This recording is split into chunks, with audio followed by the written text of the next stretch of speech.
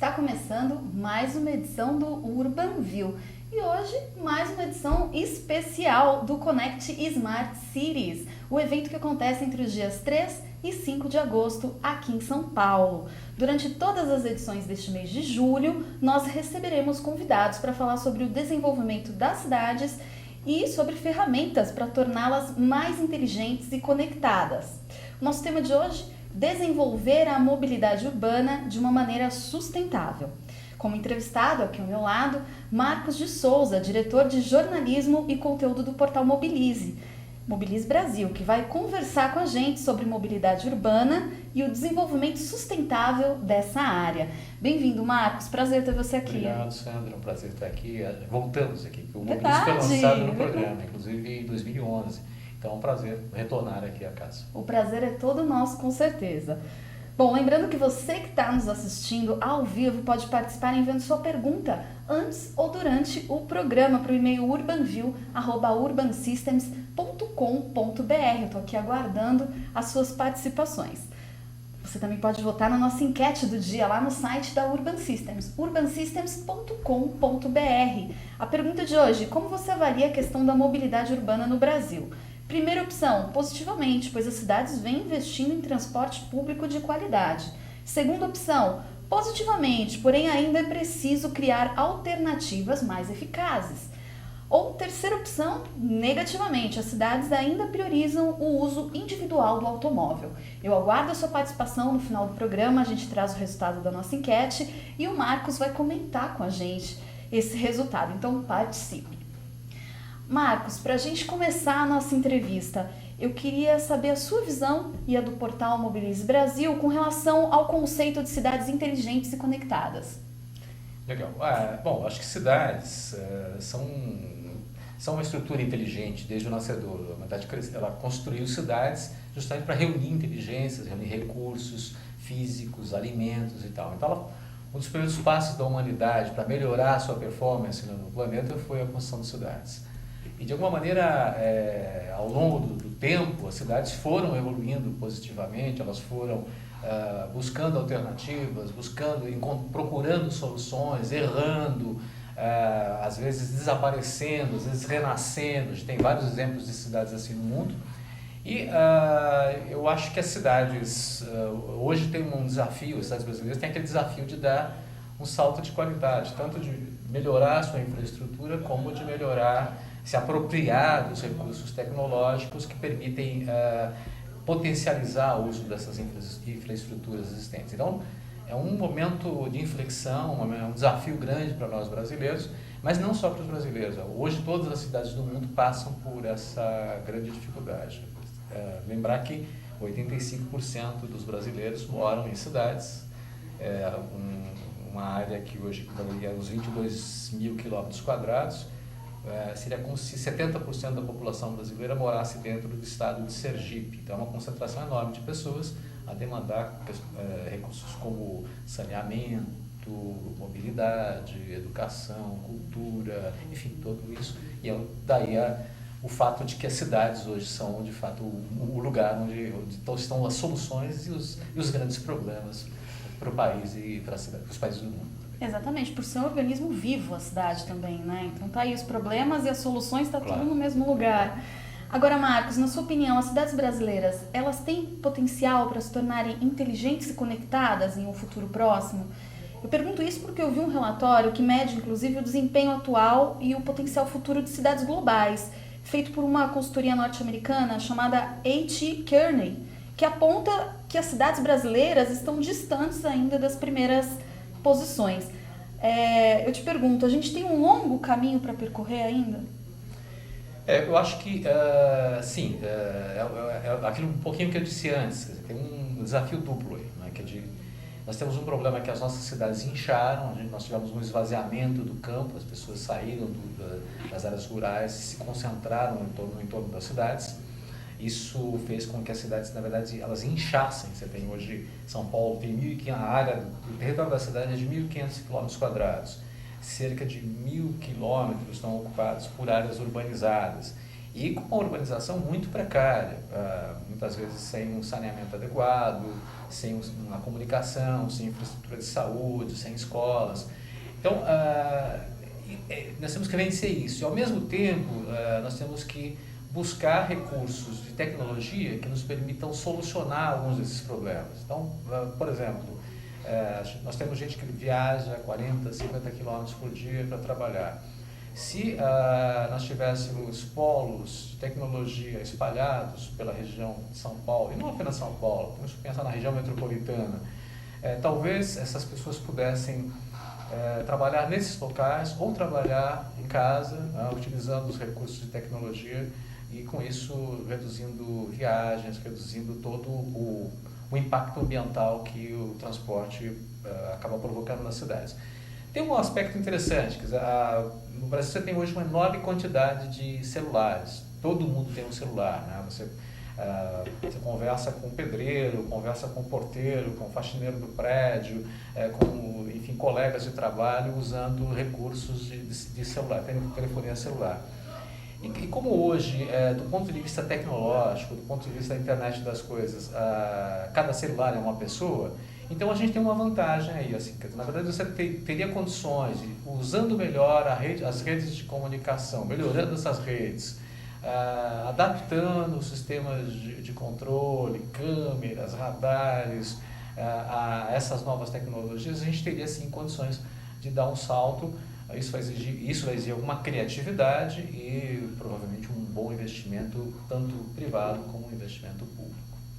Muito bem, ainda falando sobre esse tema, futuro das cidades inteligentes, quais questões e demandas que as pessoas ainda têm que lidar hoje para garantir que as cidades sejam lugares melhores e mais agradáveis de se viver daqui a alguns anos?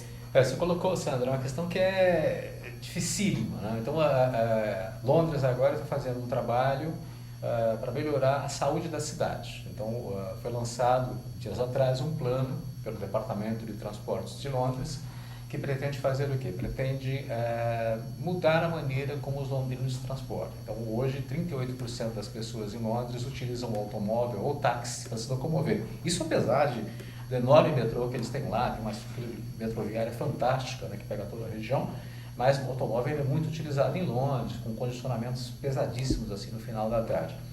E a prefeitura está fazendo um trabalho, então, para estimular as pessoas a usarem mais o caminhar, né, esse jeito, né, milenar aí que a gente tem, né, ancestral de se locomover, e usar bicicletas e o transporte público de alta capacidade, metrô e ônibus. Isso por quê? Porque eles consideram que a cidade sofre doenças, as pessoas adoecem mais por conta do excesso de poluição, ruído e outras coisas provocadas pelos automóveis. Então, o objetivo deles é, inclusive, melhorar a infraestrutura da cidade de maneira a tornar Londres mais acolhedora. E Londres parece um jardim, né? Tem parques para todo lado, Ai, que dificuldade, então, tornar Londres mais então acolhedora. Eles estão fazendo isso. Então, nós aqui, que estamos na Idade da Pedra, que já tivemos até uma infraestrutura muito melhor, se você pegar cidades brasileiras aí no começo do século XX, elas tinham uma infraestrutura boa, mas eram muito menores. Nós temos o desafio de fazer isso também, de melhorarmos essa infraestrutura de calçadas, de ciclovias, estimular as pessoas a usarem outras formas de transporte coletivo, outras maneiras de se transportar, mas fazendo o quê? Primeiro, trabalho de educação, trabalho de informação, trabalho de convencimento, né, para que as pessoas experimentem outras formas de se mover na cidade, e investimento, claro, em infraestrutura, transporte e tal. Então tem muita coisa aí para ser feita. Marcos, você tocou num tema primordial aí no desafio, né, do desenvolvimento das cidades, que é fazer com que a população tenha mais acesso, conheça e às vezes até participe de alguma forma aí na tomada das decisões. Na sua opinião, qual é o caminho que deve ser feito para que essa equação seja concluída de forma assertiva? Bom, eu não conheço, desde os gregos, é possível você imaginar uma cidade onde todo mundo participe de todas as decisões. Basta ver reuniões de condomínio, enfim, que pouquíssima gente participa. Então, rigorosamente, salvo nos momentos de grande crise, onde tem questões muito fundamentais a serem discutidas, as pessoas pouco participam dos fóruns que são abertos para discussão. A gente teve recentemente a discussão do Plano de Mobilidade Urbana de São Paulo, o Plamob, que abriu vários momentos para discussão. E surpreendentemente, a participação foi bastante interessante. Uma participação até organizada, com associações, grupos de pessoas, de pedestres, grupos de pessoas que trabalham para estimular o uso da bicicleta, gente da periferia que queria discutir a questão do transporte público. Então, essas pessoas se organizaram e participaram ativamente, levando documentos para completar o plano de mobilidade da cidade. Foi um exemplo interessante, mas é um momento excepcional, porque na verdade as pessoas também têm suas atividades, então a participação ela é interessante, mas ela é uma coisa que toma tempo, exige muita paciência, tolerância, exige a negociação, então não é todo mundo que está preparado para isso, passa até por uma questão de cultura mesmo, de educação do brasileiro. Então nós temos que sim estimular as pessoas a participarem mais, a colocarem mais suas opiniões, mas de uma maneira organizada. Não adianta você abrir uma reunião para uma discussão ampla e se as pessoas não estiverem minimamente informadas sobre aquele assunto. Então é necessário sim fazer isso. Eu acho que a elaboração dos planos diretores das cidades, dos planos diretores de mobilidade urbana, que estão acontecendo exatamente nesse momento, no caso da mobilidade urbana em todo o Brasil, então, podem permitir que as cidades dialoguem, as prefeituras dialoguem com seus cidadãos e procurem entender quais são as principais necessidades e também apresentar a esses cidadãos outras alternativas além daquelas que a gente já conhece. Porque se você não tem uma experiência de uma vivência em outra cidade, de uma outra maneira, você vai acabar pensando que preciso alargar as avenidas, eu preciso criar mais viadutos, eu preciso fazer mais túneis, quer dizer, estimular a utilização exclusivamente do automóvel, que é o que as pessoas conhecem como uma forma de mobilidade mais digna e mais eficiente. Então, quando a gente olha o que está acontecendo pelo mundo, a gente vê que não, que isso é irracional. Então, esse diálogo entre quem tem a informação, que é principalmente a academia, principalmente os pesquisadores e os governantes e a sociedade, isso tem que ser feito nesses momentos para que as pessoas possam aprender, possam incorporar esses conhecimentos e possam depois se manifestar e elaborar propostas para seus bairros, para suas regiões, considerando esses novos conhecimentos, essa tecnologia branda e soft tecnologia. Tá? Uma questão que a gente tem abordado bastante aqui no Urbanville é que quando as pessoas se apropriam da cidade, de alguma forma, quer dizer, essa cidade é minha, eu vou viver aqui, sim, eu preciso aproveitar dessa cidade, claro. Isso flui de uma maneira melhor, né? Quer dizer, as pessoas se envolvem nessas questões e vão mostrar as necessidades. Isso é extremamente importante, né, Marcos? Sim, não tem dúvida. Uma das coisas que o Mobilize Brasil, né, que é a organização a que eu pertenço, luta principalmente pela melhoria da mobilidade urbana, que nós chamamos de mobilidade urbana sustentável, ou seja, formas de transporte que tragam o menor impacto possível ao meio urbano e que tenham perenidade, ou seja, que possam ser usadas durante décadas, como o caso do metrô, que foi construído nos anos 70 e segue funcionando, no limite, mas segue funcionando muito bem até hoje. E ao fazer isso, a gente está buscando, na verdade, reconquistar espaços que foram perdidos para atividades pouco nobres, como estacionamentos, áreas enormes de estacionamento, que poderiam ser parques, calçadas que poderiam ser alargadas para que as pessoas possam passear com seus filhos, com seus parentes, com seus amigos e usufruir, dos que nós chamamos de cidade de uma maneira mais gostosa. Verdade. Bom, agora vamos falar de tecnologia. Como é que a tecnologia pode auxiliar no planejamento urbano de uma cidade? Bom, aí tem... tecnologia é uma coisa muito ampla, que vai desde a tecnologia de construção, digamos assim, que é a coisa mais básica, até aquilo que nós hoje entendemos mais como tecnologia, que é a microeletrônica, que são as comunicações aplicadas, computação e tal. Então, pegando desse ponto da computação, acho que tem alguns exemplos interessantes. Eu falei da internet das coisas recentemente, agora e há pouco, né? E retomando isso, hoje cada pessoa é um celular, de alguma maneira. Hoje no Brasil, se você olhar, tem mais celulares do que pessoas. Então, em todo lugar que você for, se você for num cinema, se você for num supermercado, se você estiver andando numa rua, você tem lá uma procissão de celulares, que têm uma capacidade de comunicação e que podem ser conectados a pequenas antenas, de Wi-Fi ou antenas tipo Bluetooth, por exemplo, e criando o quê? Criando redes de informação que permitirão, por exemplo, que os semáforos sejam comandados por esses sensores. Então você tem à medida que as pessoas se aproximam e começam a chegar próximo de um cruzamento, pessoas a pé, tem um sensor no semáforo de pedestres que é capaz de dizer, olha, tem um número X de celulares aqui que são pessoas e eu preciso abrir esse semáforo e deixá-lo 1 minuto aberto para que essa gente toda consiga atravessar com segurança esse trecho. Da mesma maneira, o automóvel, aquele grupo de automóveis andando, pode ser detectado, você pode inclusive controlar a velocidade, verificar se essa velocidade está adequada à segurança do local. Você pode criar ondas verdes para que, ou seja, sequências de semáforos verdes para que esse trânsito flua numa velocidade permanente, digamos 50 ou 40 km por hora, eu diria 40 km por hora é uma boa velocidade. Você teria a condição de estabelecer relações com os sistemas de transporte, ônibus, metrô e trem, de maneira que o pedestre saindo daqui, ele saiba que ele tem que já há lá um trem que vai chegar em tal horário e que ao mesmo tempo aquele trem, aquela gestora daquele trem saiba que tem uma demanda que vai surgir daqui a alguns minutos e que vai chegar aquele trem, porque você pode ter no seu celular, inclusive, a programação de que você é um usuário daquele sistema de transporte. Então, tudo isso, nós estamos bem na idade da pedra desse negócio. Eu não estou falando do Brasil, não, estou falando do mundo, né?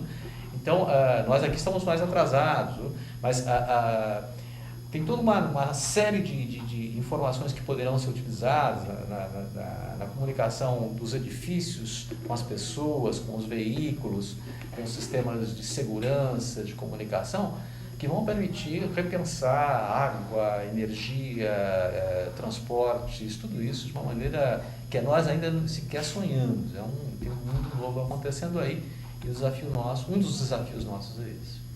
Bom, agora o Marcos acabou de comentar sobre a questão dos faróis e eu tenho uma imagem aqui que ele mandou pra gente que mostra exatamente a tecnologia como uma grande aliada em termos de mobilidade urbana. Eu queria pedir para o pessoal da Switcher colocar para a gente conhecer como é que funcionam esses faróis pelo mundo. Olha lá. Bom, isso aqui é um exemplo, um exemplo de uma campanha que nós fizemos, foi a campanha Sinalize. A campanha foi uma campanha voltada a estimular a sinalização voltada para pedestres, ciclistas e usuários de transporte público. Porque as cidades brasileiras têm muita sinalização voltada exclusivamente para o automóvel. 90% dos sinais de trânsito que existem nas cidades brasileiras são voltados para veículos motorizados. E aqui são exemplos de cidades do mundo que têm totens com informação. E alguns desses totens são interativos, permitem que a pessoa use como se fosse um celular. Tem alguns totens que falam, que conversam, por exemplo, com pessoas que têm a deficiência visual. Tem totens que são braille. Então, são informações disponíveis que podem ser simples painéis impressos, mas podem ser também dispositivos eletrônicos que tragam em tempo real aquilo que está acontecendo em cada lugar. Então, você chegar, por exemplo, no ponto do ônibus, tem lá um mapa que vai te dizer o que está acontecendo com as linhas de ônibus, quais são os ônibus que estão atrasados e qual seria um caminho alternativo para você chegar ao seu local. O ônibus vai demorar realmente porque as vias estão congestionadas, mas você pode, por exemplo, chegar ao metrô. Isso é possível hoje, existe tecnologia para isso. É uma questão de investimento, né, e de priorização de uma solução como essa. E tem exemplos de semáforos voltados para pedestres e ciclistas. Isso ali foi colocado um pouco porque hoje nos semáforos brasileiros, embora muitos deles tenham uma programação até automatizada, alguns tenham trabalhado, não sei se hoje existem, mas alguns já trabalharam com sensores de trânsito, mas o pedestre geralmente sofre muito. Ele chega ao semáforo e fica lá às vezes 2 minutos esperando o semáforo abrir.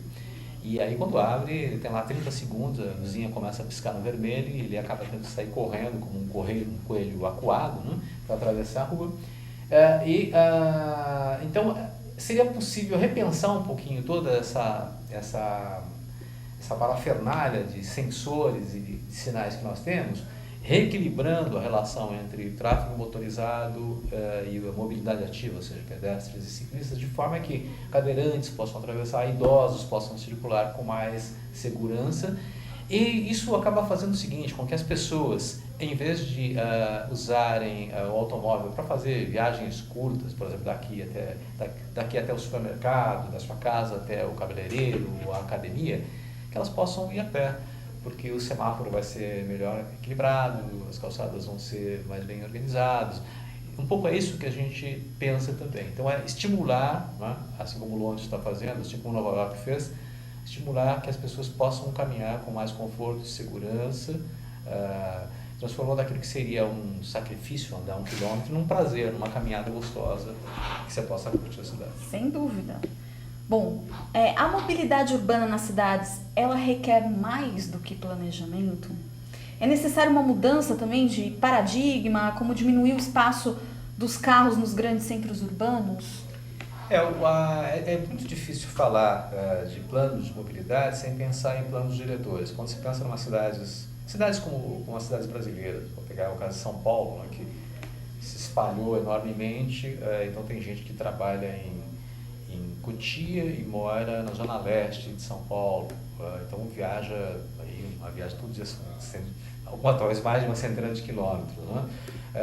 No Rio de Janeiro, você ir, por exemplo, para a Barra todo dia é uma loucura, aquele trânsito, fica 3 horas no congestionamento, sabe? Então, as cidades se expandiram muito, então há uma necessidade, claro, de repensar o planejamento de maneira a equalizar a cidade. De forma que você sabe, se você está no extremo sul da cidade de São Paulo, se você está em Parelheiros, que você não precise vir até o centro de São Paulo para resolver um problema burocrático, ou que você tenha que ir para ir ao médico, ou para se divertir, né, ou para ir encontrar um centro esportivo, que você tenha isso lá num centro de bairro que tenha essa infraestrutura adequada. Isso, na verdade, é um sonho antigo dos urbanistas brasileiros de criar essas cidades que têm vários polos, permitindo que as viagens se tornem mais curtas, que possam ser feitas de bicicleta ou de ônibus rapidamente, ou a pé, até de carro rapidamente, né? Mas, então, planejamento permitiria, repensar a cidade permitiria que você economizasse tempo e espaço, ou seja, você racionalizaria os usos do território urbano. Mas a gente sabe que a cidade é sempre, o crescimento da cidade é uma queda de braço entre interesses imobiliários, interesses de empresas que querem vender transporte cada vez mais longe e planejadores. Então é uma disputa sempre entre o interesse coletivo e interesses particulares. Essa mediação tem que ser feita pelo gestor público, pelo poder público, que representa todos nós cidadãos, dando uma organizada nessa bagunça, porque senão você vai ter, as cidades vão se espalhar cada vez mais e vai ter gente morando em Sorocaba e trabalhando em São José dos Campos e viajando todo dia esses vários quilômetros. Está se formando uma grande cidade que vai ocupar, né? A gente vive um processo de conurbação que vai de Campinas ao litoral, que vai de Sorocaba a São José dos Campos, talvez até o Rio de Janeiro. Está se formando uma grande malha urbana.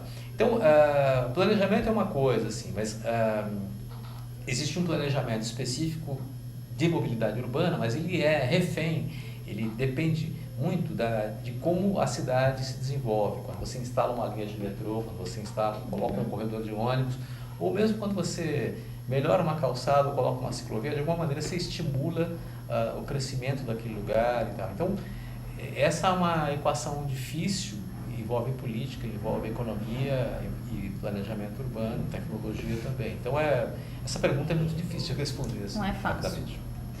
E os principais prejuízos para as cidades e para os cidadãos também, que vivem em locais que usam estritamente o carro como transporte? Nós temos, inclusive, um gráfico sobre os custos dos poluentes, é isso que você enviou para a gente?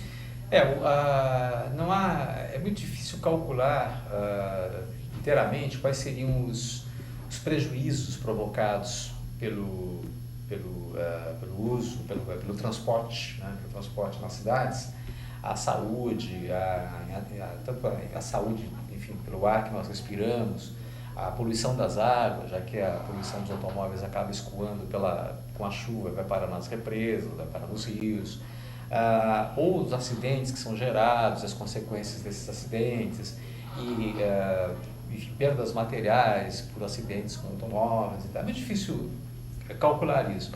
Há um cálculo que foi feito alguns anos atrás pela ITP que chegou a aquele valor de 12, quase 13 bilhões de reais ano, por conta desse uso irracional do automóvel. Mas veja, São Paulo e a maior parte das cidades brasileiras tem apenas 1/3 das viagens diárias feitas por automóvel. A maior parte das viagens são feitas ou a pé, ou de bicicleta, ou de transporte público. Na maior parte dos casos é a pé e de transporte público, porque a bicicleta ainda embora tenha 100 anos, ela é um fato novo nas cidades brasileiras.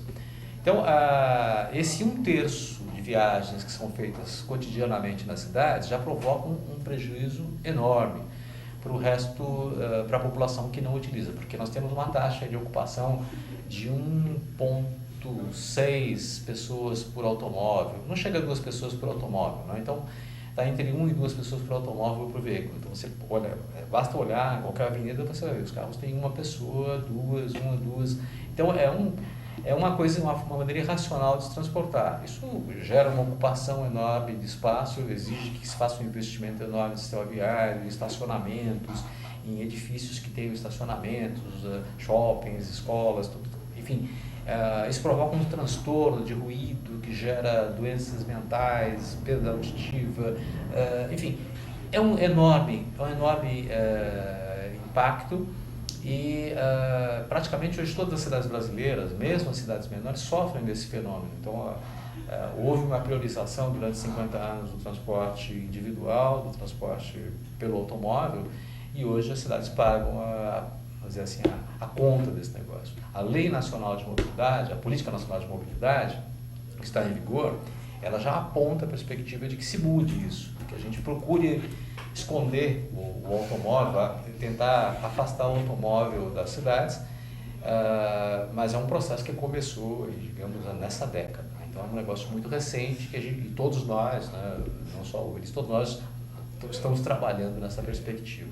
Lembrei de uma coisa curiosa, lembro do secretário de Transportes Metropolitanos de São Paulo que dizia que os automóveis são como baratas. Eles se reproduzem, né, eles vão se reproduzir mesmo, né? E aí a gente, cabe a nós o quê? Manter, assim como a gente procura manter as baratas afastadas dos nossos alimentos, da nossa casa, a gente tem que procurar manter o automóvel afastado do espaço urbano. Pois é, e tem alguns especialistas que também falam que não é que é o vilão, né? Não é também a gente falar que o carro é só o vilão, porque ele tem a sua utilidade, o que precisa usar com parcimônia, talvez, né? Ou a questão dos multimodais, né? A gente ter educação para escolher também o seu modal, né? E pensar no coletivo, acho que isso também é importante, não é, Marcos? Eu lembro de uma vez que nós conversamos com um especialista, ele falou que a humanidade andava antes a cavalo, transporte individual. Depois, gradativamente, as pessoas mais ricas tinham suas carruagens, que eram os carros da época, era pouquíssima gente. Gradativamente surgiram os bondes puxados a burro e depois os bondes elétricos, que passaram a ser, e as bicicletas, que eram transporte individual também, era a forma mais rápida de transporte aí no começo do século XX, e os bondes, que depois passaram a ser a forma mais tranquila de se viajar. Então virou transporte coletivo, né, até os anos 50 teve esse crescimento. Depois de lá para cá, a gente teve novamente o crescimento do transporte individual de uma maneira muito expressiva. Então o carro, diria assim, que ele é um vilão, nesse momento ele é. Ele não foi, o automóvel, claro que todos nós, eu tenho 60 anos, então de alguma maneira eu também estimulei o uso do automóvel, eu também usei muito o automóvel, eu também queria avenidas mais largas e tal. Mas ficou muito evidente agora que esse é um caminho sem saída, né? Então, que o automóvel é muito útil para viagens, ele nos permite resolver problemas rapidamente, mas ele deveria ser utilizado para transportar pessoas idosas, pessoas doentes, pessoas com deficiência, e serviços, e as ruas deveriam ser usadas para serviços de emergência, serviços de utilidade pública. A prioridade da utilização das vias devia ser dada para esse tipo de veículo. E o transporte diário nosso, de ir para o trabalho, voltar para o trabalho, deveria, assim, sendo racional, né? Coisa que nós não somos, mas sendo racional, deveria ser feito pelo transporte coletivo. Então, lembrando que em Londres você encontra o primeiro-ministro, uma foto célebre do primeiro-ministro andando de metrô, no horário de rush e tal, que é uma coisa comum. Por quê? Não há aquele preconceito de você conviver com o seu empregado, né, ali do lado, você que é dono da empresa, andar do lado do seu empregado, do lado a lado e conversando. As pessoas são mais iguais. Nós já aqui sofremos um problema que tem a ver lá atrás com a nossa cultura escravagista, que aí as pessoas querem se diferenciar e querem se separar daqueles que pegam no pesado e coisa e tal. Você sabe que eu ouvi de um outro especialista, ele comentou assim, é bem engraçado. O ser humano, ele é a única pessoa que acaba colocando combustível, ele pesa 50, 60 quilos, ele paga para colocar combustível numa máquina de 500 quilos para andar com aquela máquina de 500 quilos. Sim. Quer dizer, é meio um paradoxo mesmo que a gente vive, se a gente pensar também nos outros modais que podem ser utilizados. Você foi bondosa, os automóveis engordaram hoje, eles estão pesando quase 2 toneladas, alguns caras, na verdade... Peguei um carro popular, tá vendo? Então, realmente é muita energia e muita matéria sendo utilizada para a gente. É uma coisa irracional. Sem dúvida, Marcos. E como é que a gente desenvolve, então, uma política de transporte integrada e inteligente, na sua opinião? Bom, aí tem, na verdade, tem decisões que são decisões de Estado, que dependem do poder público, eu falo assim, governo federal, governos estaduais, e prefeituras, todas as secretarias, mas tem a ver também com a postura do cidadão. Quando a gente sai de casa de manhã, é bom você sempre pensar para onde você vai, o que você vai fazer, e se realmente você precisa do carro naquele dia, né? Porque o uso do automóvel faz com que a gente se automatize, ou seja, você acaba deixando uma parte do seu guarda-roupa no carro, as suas coisas lá, e você sai naturalmente de carro, independentemente se você vai diretamente para o escritório e vai voltar, ou se você vai ter uma reunião longe. Então, assim, se eu tenho que viajar, se eu tenho que fazer um lugar muito difícil, isso justifica usar o automóvel assim. Mas se eu vou apenas ao trabalho e depois eu vou ao cinema, talvez seja melhor eu andar 600 metros até o metrô, até o ponto do ônibus, pegar um transporte ou pegar um táxi, ir até o trabalho, depois eu sigo até ao cinema de metrô e volto para casa de metrô, se eu tiver metrô. Né? Se eu não tiver metrô, aí a gente entra no problema da infraestrutura de transporte das cidades. Claro que você pode usar bicicletas, como bicicletas públicas, sistemas de bicicletas compartilhadas, que aqui em São Paulo a gente tem, por exemplo, o Bike Sam, né? Mas acho que tem uma questão fundamental das cidades brasileiras, que é que as redes estruturais de transporte elas não estão consolidadas. Então, muita gente acaba usando o automóvel, pelo menos para ir até uma estação de metrô, o que é uma coisa inteligente. Você sai de sua casa, deixa o carro perto do metrô e segue de metrô. Acho que é uma coisa boa que a pessoa faz para a cidade. Muito bem, vamos falar então das ciclofaixas agora, né? Que está gerando um debate aí, uma repercussão bem grande aqui em São Paulo. As ciclovias atuais, agora em São Paulo, foram implementadas na atual gestão do prefeito Fernando Haddad. Na sua opinião, Marcos, essa é uma questão que pode ser vista como prioritária para o desenvolvimento da mobilidade urbana de uma cidade? Depende. Se você olhar como é que se deu a implantação de ciclovias na Holanda nos anos 70, você vai ver a história que havia lá, a Holanda tinha uma cultura de uso de bicicleta mais forte do que a nossa aqui, né? E nos anos 70, nos anos 60, 70 começaram a acontecer muitos acidentes feios, morreram crianças, idosos, porque a frota de automóveis começou a crescer e o trânsito começou a se tornar mais violento. Aí houve manifestações importantes na Holanda inteira, pedindo que se fizesse alguma coisa para reduzir esses acidentes. E as pessoas foram à luta e começaram elas próprias a pintar ciclofaixas no chão, então, até que os governantes começaram a implantar essas ciclovias. E hoje a Holanda tem aquela coisa que você tem ciclovia por tudo quanto é canto do facilitada, país. Inclusive, pela questão topográfica, né? A Holanda não tem relevo, a Holanda é um lugar. Agora, você tem, se você olhar na Suíça, que é um país que tem os Alpes, por exemplo, você vai ver que mesmo lá as pessoas utilizam muito a bicicleta. E tem até gente do exército que utiliza a bicicleta como modo de transporte. Então, assim, a bicicleta, embora tenha 100 anos, mais de 100 anos de invenção, ela é de fato um veículo, talvez um dos veículos mais racionais que eu conheço. Porque além de você provocar um dano ambiental muito pequeno, claro que tem, porque você tem que produzir a bicicleta, tem componentes, enfim, aqui tem um custo industrial, tem um custo de...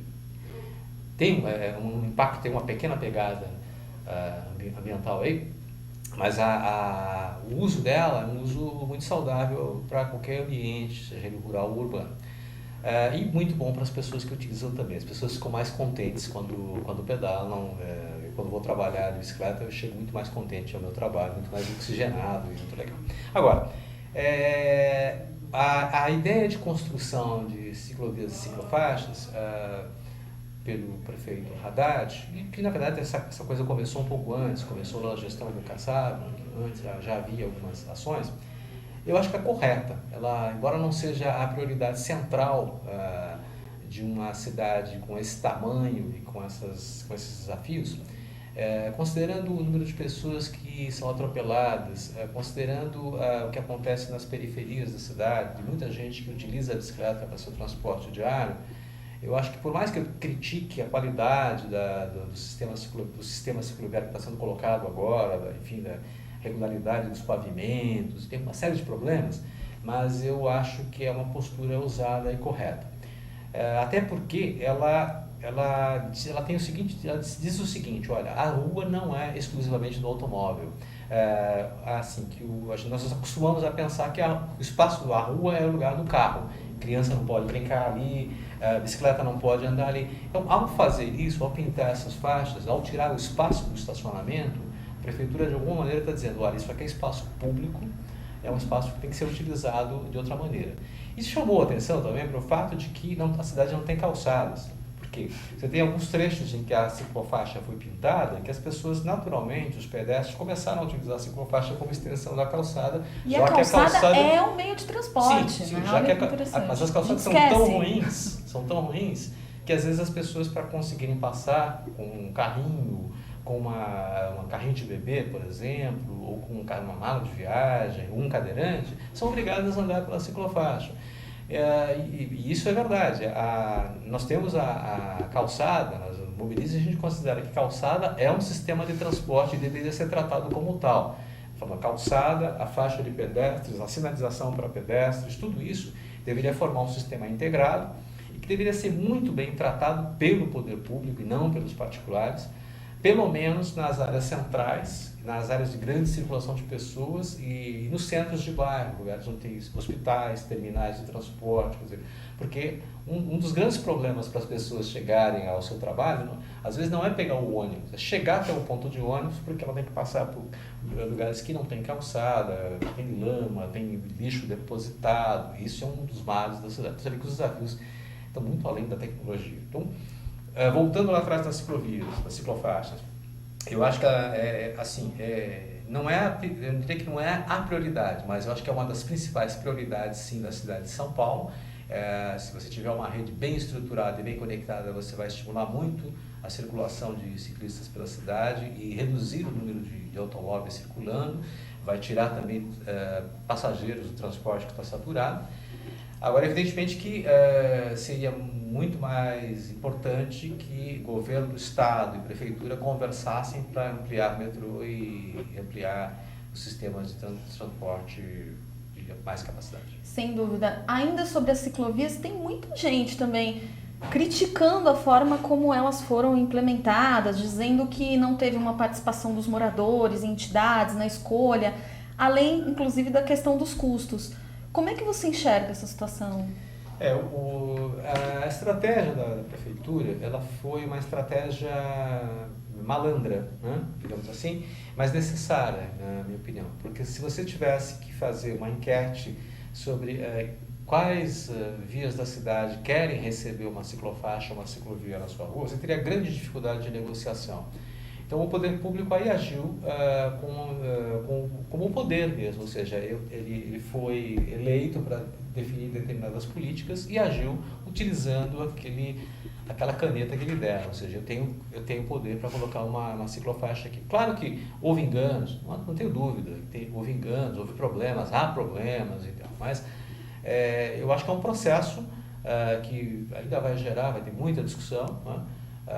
Mas que me parece irreversível, é um processo que veio para ficar mesmo e que a gente vai ter cada vez mais ciclofaixas e ciclovias e cada vez menos, espero, o alargamento de vias para uso exclusivo do automóvel. Porque na verdade você tem avenidas que têm faixas exclusivas para automóvel e de repente você faz uma faixinha lá para a passagem da bicicleta e o pessoal reclama, né? Mas às vezes você tem 4 faixas para automóveis. Então é uma coisa meio irracional também. E olha que interessante, para você que está achando que tem muita faixa de bicicleta, muita ciclovia aqui em São Paulo, tem um gráfico que mostra um pouquinho como é que a gente está com relação ao mundo aí na questão de ciclovias.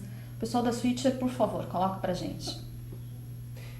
Isso aí na verdade é um gráfico que Cidades mostra do Brasil, a comparação das cidades exatamente. do Brasil. E Brasília, ele aparece na ponta, depois do Rio de Janeiro. São Paulo agora está praticamente igual ao Rio de Janeiro, esse gráfico está um pouquinho defasado. Saiu o último dado agora, São Paulo está com 340 quilômetros, está chegando perto do Rio de Janeiro.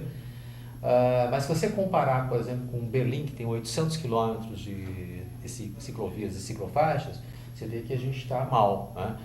Se você pensar que São Paulo tem 17 mil a 18 mil quilômetros de rua, né?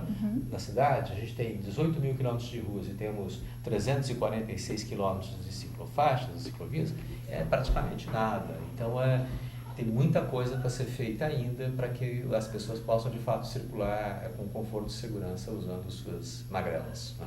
Muito bem. E a inauguração da ciclovia na Avenida Paulista, você acha que foi um acerto por parte da Prefeitura? Foi uma festa, eu estive lá, né, assim, na inauguração.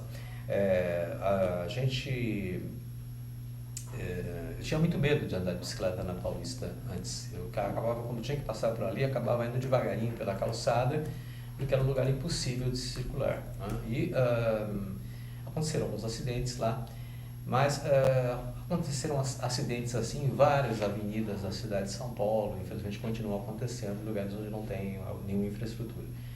A implantação da ciclovia da Paulista foi uma coisa simbólica, porque na verdade é um lugar da cidade que é um dos lugares mais visitados por gente do Brasil e de fora do Brasil. É um lugar onde aconteciam as manifestações, as bicicletadas, é um lugar onde tem a Praça do Ciclista. E ela de fato, uma avenida importante na história, porque ela passa no alto do Espigão. Então é uma ligação natural que vem lá da Zona Oeste, da região lá do Jaguaré e vai até Vila Mariana, Jabaquara, praticamente no plano. Então é um lugar ideal para você ter uma pista de bicicletas, porque você não tem a necessidade de subir e descer muito. Nas vias laterais, você teria que já vencer algum pouco. O que não significa que não tenha que haver também ciclofaixa no futuro nessas vias laterais. É uma ação tímida, na verdade, porque não se tirou nenhuma faixa de carros da avenida. Acho que nós estamos no inverno agora e está muito gostoso de pedalar por lá. No verão aquilo vai ficar difícil, porque os ciclistas vão ser fritados lá, porque aquilo faz muito calor ali no meio do trânsito, com os carros soltando, emitindo seu calor ali. Então, acho que talvez, eu conheço até quem fez o projeto, e eu acho que talvez no futuro o que cabe à Paulista é ampliar a arborização, para melhorar as condições ambientais da avenida, de forma que não apenas os ciclistas, mas também os pedestres possam circular ali no verão, especialmente, com mais conforto. Porque espera aí, quando chegar o mês de fevereiro, vai ser difícil pedalar, vai ser muito cansativo. E tem inclusive a possibilidade aí, tem gente levantando a bandeira de que a Avenida Paulista tenha seu tráfego fechado por carros e ônibus aos domingos. Você concorda com essa medida? Eu concordo. Existe uma avenida, por exemplo, em Bogotá, na Colômbia, que ela começou a ser fechada para eventos de lazer nos finais de semana, e gradativamente a população foi adotando aquela avenida como um lugar um espaço de estar, uma praça. E a avenida acabou sendo fechada definitivamente ao tráfego. Então tem apenas umas linhas de ônibus que passam por ali. Eu imagino a Paulista, na verdade, como tendo um lugar, como tendo essa vocação. Não que ela tenha que ser fechada inteiramente ao tráfego. Acho que tem que haver circulação de automóveis, mora gente ali, tem hospitais ali, você tem uma série de instalações que precisam da circulação do automóvel. Mas acho que tem que ser uma coisa muito mais limitada, com uma velocidade muito mais limitada, e você tem a circulação apenas de transporte coletivo, que não necessariamente precisa ser esse ônibus barulhento e fumacento que a gente tem hoje, mas pode ser um ônibus diferente, um VLT, alguma coisa assim.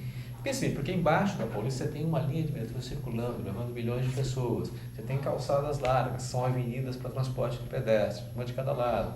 Agora tem a ciclovia. Então, na verdade, já tem um corredor de tráfego que permite que as pessoas passem. Então, eu concordo, sim. Nos finais de semana eu não tenho dúvida, tem que fechar mesmo. A discussão para mim é assim, se no futuro a gente poderia ter a Avenida Paulista fechada como uma avenida parque, e apenas para tráfego leve e lento, e a circulação apenas de pessoas, transporte coletivo e bicicletas.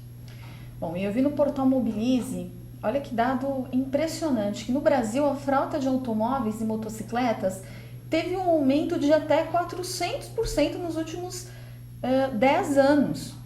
As maiores cidades brasileiras, Marcos, principalmente as capitais, estão conseguindo desenvolver de alguma forma a mobilidade urbana através de uma forma sustentável?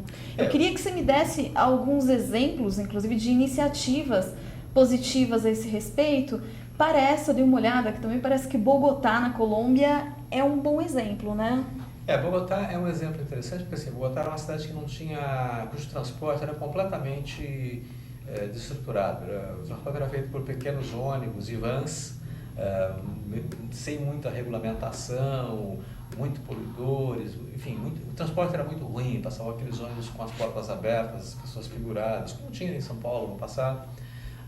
E o que foi feito foi, enfim, a implantação, a ideia inicial era a implantação de um metrô. Houve uma pressão enorme de bancadas de deputados que representavam os proprietários de cooperativas e empresas de ônibus, e por conta disso o Peñalosa, que era o prefeito da época, optou por uma construção de um corredor de ônibus inteligente, que na verdade é um metrô feito com ônibus, tal como os de Curitiba, que na verdade é uma tecnologia inventada em Curitiba. Então, Bogotá fez isso. Medellín, ali na Colômbia, também fez a implantação de teleféricos que ligam o centro da cidade, o metrô, às áreas mais altas da cidade. Agora eles estão aumentando a rede de metrôs e coisa e tal. Então tem lá, Bogotá de fato é um bom exemplo. Mas você falou de 400% em 10 anos, de fato. Isso em si não é um problema. Porque, veja bem, se você comparar a frota brasileira com a frota da Alemanha, por exemplo, a incidência de automóveis na Alemanha, o número de automóveis por pessoa na Alemanha é muito maior que no Brasil. O que não significa que as pessoas utilizem o automóvel todos os dias, o tempo todo, dentro das cidades. Você sai dos centros urbanos e você vai viajar pelas rodovias que tem lá na Europa, você vai ver que tem congestionamentos nos horários de pico grandes, assim, para completamente, porque as pessoas usam o carro muito para esses deslocamentos mais distantes. Mas o centro da cidade, de fato, é um local que está meio blindado ao uso dos automóveis. Então, não se trata de proibir, de dizer, vamos proibir o automóvel como nós proibimos o cigarro. Não, o automóvel é um instrumento muito útil para que a gente possa viajar, que a gente possa passear. O Brasil tem, na verdade, a indústria do automóvel quer dobrar a frota brasileira, tem planos de dobrar a frota brasileira de automóveis nos próximos 10, 15 anos. Então, a questão toda é onde esses automóveis ficarão guardados e onde eles vão circular. Então, como conter isso, como evitar isso. Então, para isso existem políticas de estímulo, aquilo que se chama de mobilidade urbana sustentável, que apontam outras saídas, outras formas de se locomover nas cidades. Assim, automóvel é útil, você pode até substituir os automóveis por automóveis elétricos. Eles vão poluir menos, vão fazer menos ruído, só que eles vão ocupar o mesmo espaço, vão congestionar da mesma maneira. Então a indústria hoje, todas as grandes indústrias, as grandes fábricas de automóveis têm hoje gente pensando em desafios, como é que eles vão se transformar para se adaptar a esse novo momento que está vindo. Talvez carros compartilhados, criar carros para uso coletivo, enfim. A Volvo, por exemplo, ela está vendendo a parte de produção de automóveis para os chineses para produzir exclusivamente ônibus, cada vez ônibus mais limpos. Eles estão abandonando o automóvel. A Europa tem uma característica muito pontual de que todas as pessoas não moram só nos grandes centros, né? Então, assim, elas precisam pegar as grandes rodovias, por isso o uso do automóvel, né, Sim. Marcos? Eu tenho uma pergunta aqui que eu selecionei da Luna Santos. Ela pergunta o seguinte: você acredita que as mudanças urbanas em Medellín, na Colômbia, podem ser pensadas para algumas cidades brasileiras? Pode ser benchmark? Acho que sim, mas não para São Paulo. São Paulo é muito grande, não para São Paulo, não para Rio de Janeiro. Talvez para algumas áreas de São Paulo. Se você pensar assim, você tem áreas que São Paulo ocupou, áreas de serra, né, que talvez ou que São Paulo, o espigão da Paulista é um negócio para ser vencido, talvez um teleférico pudesse ajudar a transportar pessoas nesses bairros. A gente teve o exemplo do Rio de Janeiro, do teleférico lá no Complexo do Alemão, que aparentemente não teve um resultado bom. Talvez mais problemas de projetos, ou seja, de um projeto urbanístico, da relação do sistema de transporte com os pontos de atração dos bairros lá, ele acabou não funcionando como um sistema de transporte eficiente. Mas em Medellín e em Caracas, também, que tem um outro sistema de teleféricos, tem funcionado. Então, por cidades médias, cidades como Campinas, como São José dos Campos, talvez em Belo Horizonte, talvez para Belo Horizonte, a experiência de Caracas, a experiência colombiana, ela possa ser bastante aplicada. Mas veja, são experiências que são referência para o mundo inteiro. Então, talvez você não precise usar um corredor de ônibus como a principal estruturação do transporte da cidade, mas que você possa ter linhas de metrô e ter corredores de ônibus que alimentem essas linhas de metrô em vários pontos, criando um sistema integrado para que as pessoas possam chegar mais rapidamente com mais conforto. Então, é uma experiência importante, sim, e acho que merece ser estudada. Eu sugiro que as pessoas procurem saber mais visitem, se possível, Caracas Bogotá e Medellín, que são lugares bastante interessantes para se estudar soluções de mobilidade. Bom, a Prefeitura de São Paulo publicou no último dia 3 de julho, no Diário Oficial da Cidade, o decreto com os principais termos da edição de licitação para os serviços de transportes municipais por ônibus. Marcos, eu queria saber sua opinião sobre essa licitação e sobre esse decreto. E se não era o momento adequado para a Prefeitura investir em mobilidade sustentável, como aqueles ônibus elétricos movidos a bateria ou até mesmo outras alternativas. Bom, eu não conheço em detalhes o edital que foi lançado. Eu apenas li alguns pontos. E assim, mas eu queria dizer que ônibus é um sistema, é um modo de transporte sustentável. Mesmo esse ônibus que a gente tem aqui, que eu reclamo dele, que ele é barulhento, que ele falta fumaça, ele é muito mais sustentável do que você ter 80 pessoas andando cada uma com o seu automóvel nas ruas. Então é mais sustentável. A possibilidade, o edital ele tem coisas interessantes, que ele vai considerar, por exemplo, a opinião do usuário como um ponto que vai melhorar a rentabilidade da concessionária. Então, se eu tenho uma linha e se as pessoas elogiam o serviço que eu estou prestando naquela linha, se elas estão contentes, eu vou ganhar mais. Se as pessoas reclamam que o ônibus atrasa, ou que o ônibus está sujo, ou que o operador, que o motorista dirige mal, ou enfim, maltrata os passageiros, eu vou ganhar menos. Então, isso é um lado interessante. Outra coisa, ela é uma coisa aberta internacionalmente, ou seja, permite que empresas que não operam no Brasil, podem trazer experiências de outros países para cá, possam também atuar aqui na capital. Em relação ao que você perguntou de outras formas de ônibus, eu acho sim, isso está correto. O ideal seria que as avenidas onde circulam esses ônibus todos, esses grandes corredores de ônibus, eles tivessem ônibus elétricos, ônibus híbridos, ônibus a bateria. Tem ônibus agora de bateria que andam 300 quilômetros sem necessidade de recarga.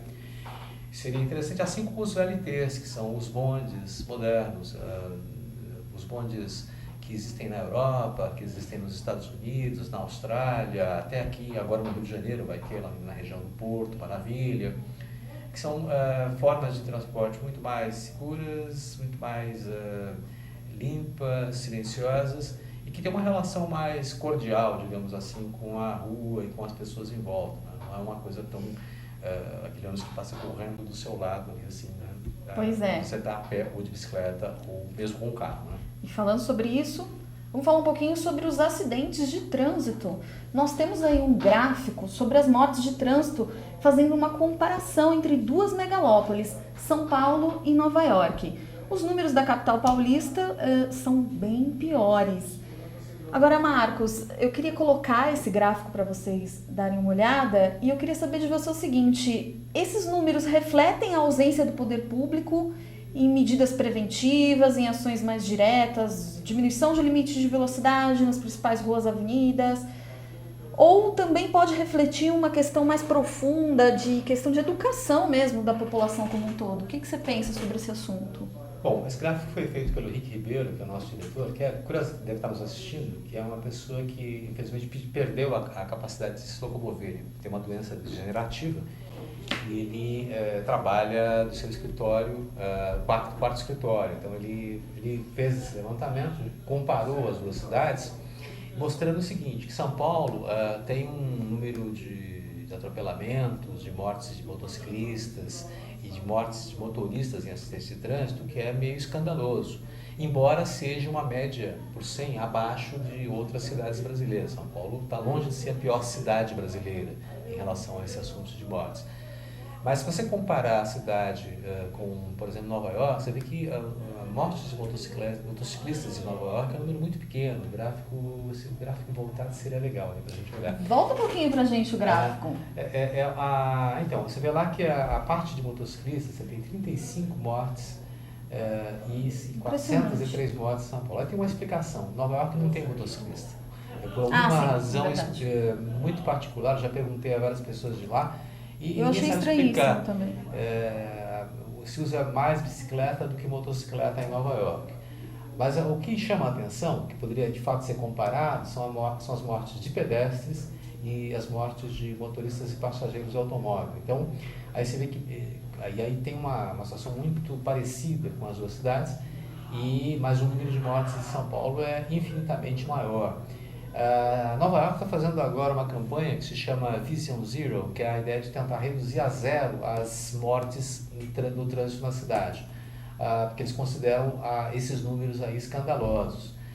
E São Paulo, nesse momento, hoje, eu creio, o secretário de Transportes, Gilmar Tato, anunciou o programa para começar a reduzir a velocidade nas marginais da cidade, nas avenidas, nas vias expressas. Está dando muita polêmica, porque isso tudo foi concebido lá nos anos 70 ou 80, com a ideia de que você poderia andar 90, 80 km por hora na cidade de São Paulo, chegando rapidamente nos seus locais. Como hoje ninguém consegue andar nem a 15, nem a 12 km por hora, isso não faz muito sentido. Então, mas o número de mortes continua crescente. E se você olhar as vias da cidade, as calçadas, você vai ver que tem placas amassadas, gradis amassados, que são cicatrizes de acidentes que aconteceram em algum momento do dia. Algumas vezes a gente vê o acidente, mas você nota que tem muita coisa acontecendo. Ou os motociclistas, ou os motoristas brasileiros são muito piores do que os motoristas de outras partes do mundo, ou a gente está andando numa velocidade muito elevada. Então, talvez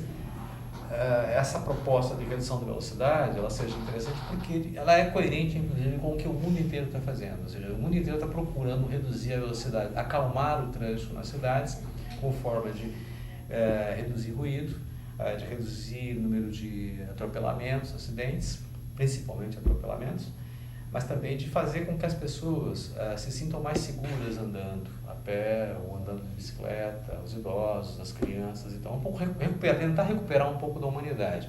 As marginais estão ao lado de rios, que hoje são canais de esgotos, mas que serão de volta, daqui a um tempo serão rios novamente, aí que a gente poderá até pescar, quem sabe nadar no futuro. Opa! Mas, então, eu acho que essa política ela é interessante no sentido de apontar para a perspectiva de que esses lugares comecem a se transformar em futuros parques com avenidas de mais baixa velocidade. Até porque a cidade tem um enorme investimento na construção do rodoanel metropolitano, permitindo que as viagens mais rápidas possam ser feitas utilizando essa infraestrutura que está praticamente, vai ficar pronta em breve. Aí. Opa, certeza. Bom, voltando, a gente já está chegando ao final do UrbanView. Eu tenho mais duas perguntas. Voltando a falar mais especificamente de São Paulo, sobre a malha metroviária da capital paulista. Tem 78,3 km de extensão e 68 estações. Acredito que é um número muito baixo, mesmo em comparação com cidades latino-americanas, como a cidade do México, que tem 226 quilômetros.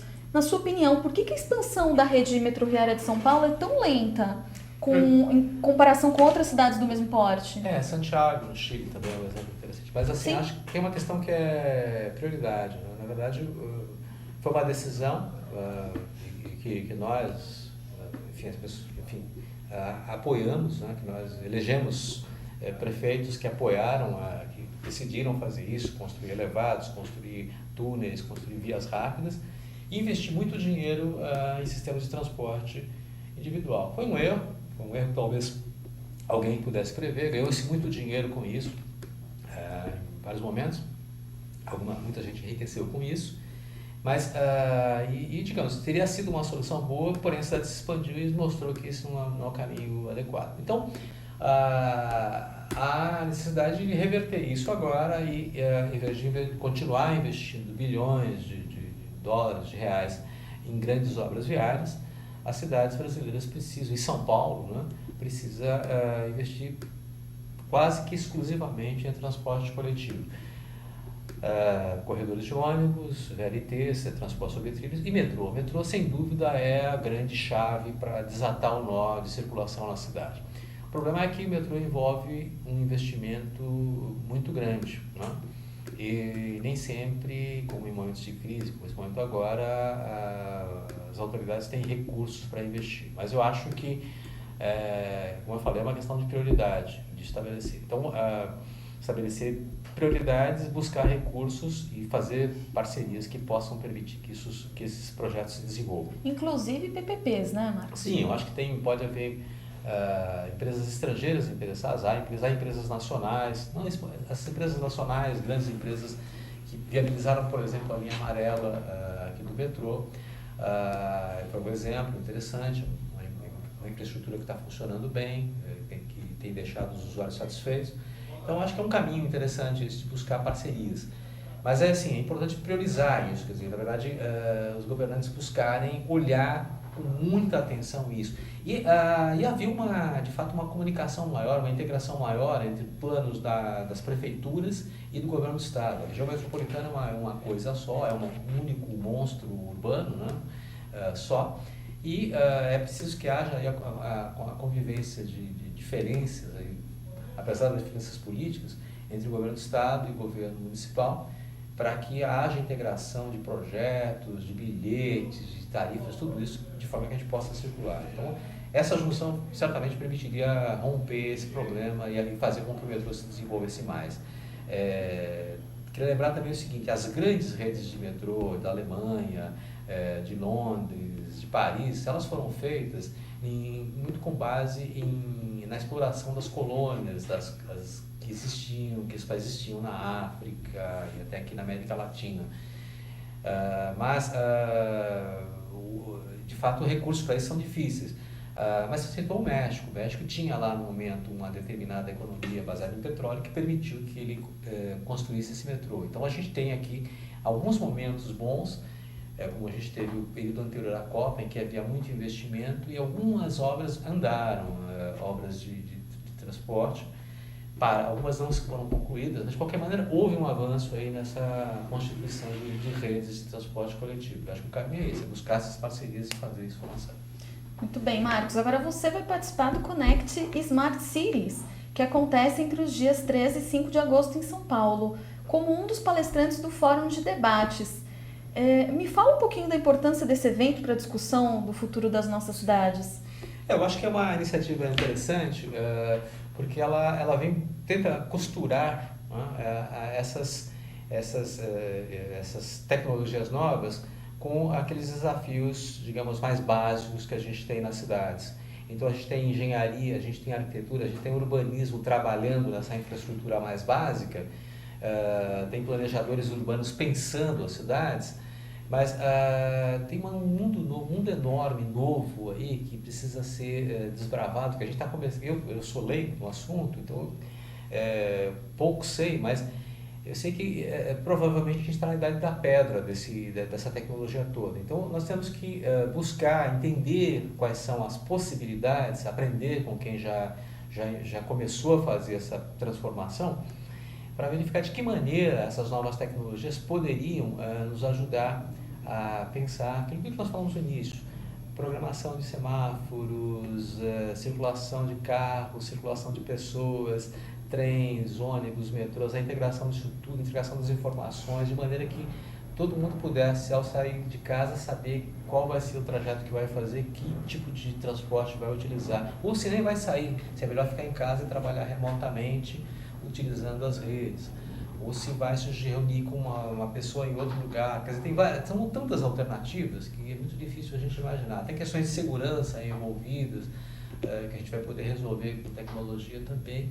Mas, então, a ideia da participação no evento é de tentar discutir um pouco esses desafios de mobilidade urbana sustentável e tentar dialogar com as pessoas que estarão lá e que poderão nos ajudar o Mobilize a repensar, inclusive, suas estratégias e nossas pautas e nossos projetos futuros, incorporando essas informações novas de tecnologia. Então, eu acho que vai ser muito interessante, a gente vai aprender bastante também lá. Eu tenho certeza disso, Marcos. Vamos então para o nosso resultado da enquete de hoje. A pergunta foi: como você avalia a questão da mobilidade urbana no Brasil? 13% disseram positivamente, pois as cidades vêm investindo em transporte público de qualidade. 38% disseram negativamente, as cidades ainda priorizam o uso individual do automóvel. E a maioria, 50%, diz positivamente, porém ainda é preciso criar alternativas mais eficazes. Olha que interessante, reflete que a população quer sim se adequar aí, né, essa nova realidade aí das cidades, para ter uma cidade mais inteligente, mais assertiva. Sim, isso é um resultado interessante. O Brasil inteiro hoje, em qualquer cidade, se você for no interior do Piauí, se você for lá no Acre, vai ter gente discutindo esse assunto. Esse é o assunto do momento em todos os cantos deste país. Muito bem. Marcos de Souza, diretor de jornalismo e conteúdo do portal Mobilize Brasil. Obrigada pela sua participação, sucesso, que você continue aí no seu caminho, levando esse tema tão importante, né? Discutindo. Em nome do Mobilize, agradeço o convite de participação no programa e convido todos vocês a acessarem o Mobilize, acompanharem o que nós escrevemos, nossos debates, lá no www.mobilize.org.br. Obrigado. Obrigada a você, Marcos. Bom, na agenda UrbanView de hoje, o Connect Smart Cities acontece entre os dias 13 e 5 de agosto no Centro de Eventos Promagno, em São Paulo. Envolve empresas, entidades e governos em um evento que tem por missão encontrar o DNA da inovação e melhorias para cidades mais inteligentes e conectadas, sejam elas pequenas ou megalópolis. Também será apresentado o ranking Connect Smart Cities, Cidades do Futuro do Brasil, realizado em parceria com a Urban Systems. Então, fique ligado. No próximo programa, então, dando início à série Connect Smart Cities, eu te aguardo na próxima quarta-feira, dia 15 de julho, às 17 horas, para conversar sobre o setor de energia com o Ricardo Kenzo, da Siemens. Nos vemos lá. Tchau!